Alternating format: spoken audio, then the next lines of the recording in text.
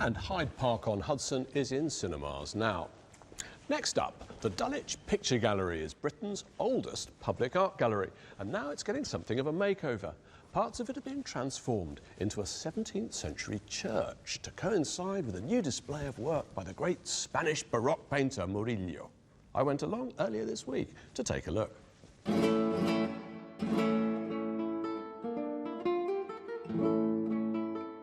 When you think of 17th century Spain's golden age of painting, the name Murillo is not the first that springs to mind. Zurbarán, Velázquez, El Greco. In the 20th century, their masterpieces were deemed far superior to Murillo's luminous virgins and jolly urchins. It's hard to think of an old master whose reputation has fallen further than Murillo. In the 19th century, he was regarded as a god. Now, almost nobody's heard of him.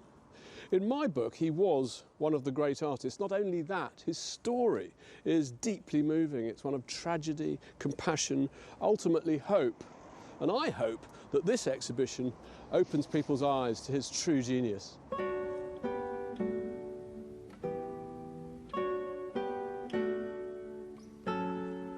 So meet the man himself, Bartholome Esteban Murillo, wonderful self-portrait of a proud artist. Look at that.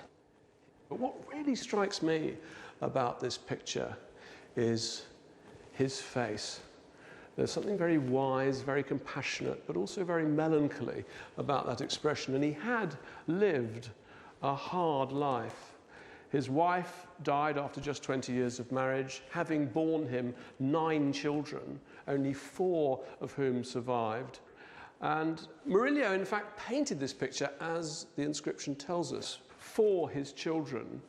And I think his love for his own children, and indeed for the children of Seville, was very much at the centre of his life.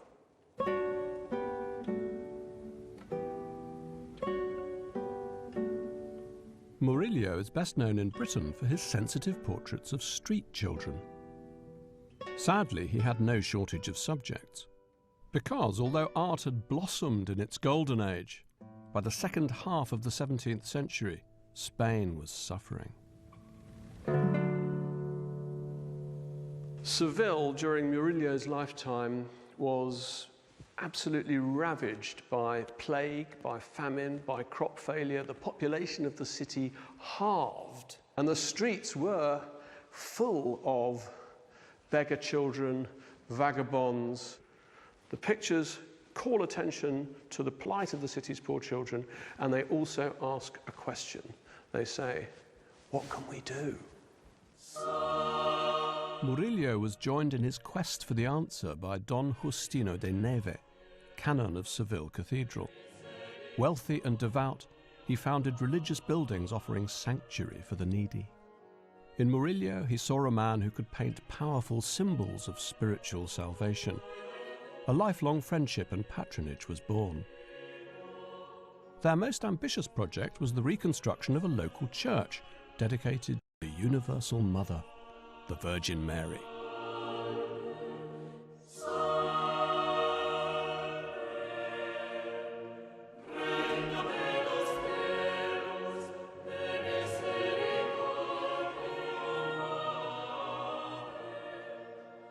So Xavier, you've turned the central hall of Dulwich Picture Gallery into the nave of a cathedral. What's the thinking behind it? Well, for me, it was highly important to put these pictures back into their original context. And when Murillo was asked to paint these by Justino, they were meant to go right up high in the church of Santa Maria la Blanca. Because normally we see them in the Prado as paintings on the wall of an art gallery, and what you're saying is, no, no, no, they're pieces of holy theatre. They should have been up there, that's why we can see the underneath of the guy's foot. Exactly, and suddenly you're appreciating the arches within the composition. He's trying to echo the actual arch of the architecture in his composition. So he's taking everything into consideration. It's a wonderful piece of painting. It is. I mean, it's Murillo at his best. He's just come back from Madrid, where he's looked at, Velázquez, Titian, all the great Venetians, and he's really trying out his own technique. I can feel him, or sense him, looking at Titian. It's a very Titianesque dog. I think Venus, in one of Titian's paintings, has got a rather similar dog curled up. It's a great domestic setting. I mean, the Spaniards regard this as la siesta time because they have fallen completely asleep. It's a siesta from which they're about to be awoken. The cloud of their dreaming is being parted. Well, of course, and she is basically instructing them to build a church dedicated to herself. And there she is at the far end. The ultimate image, perhaps, by Murillo of the Virgin Mary. Murillo's immaculate conception of the Virgin Mary is one of his most radiant paintings. But like much of his work, taken at face value, it was derided in recent times.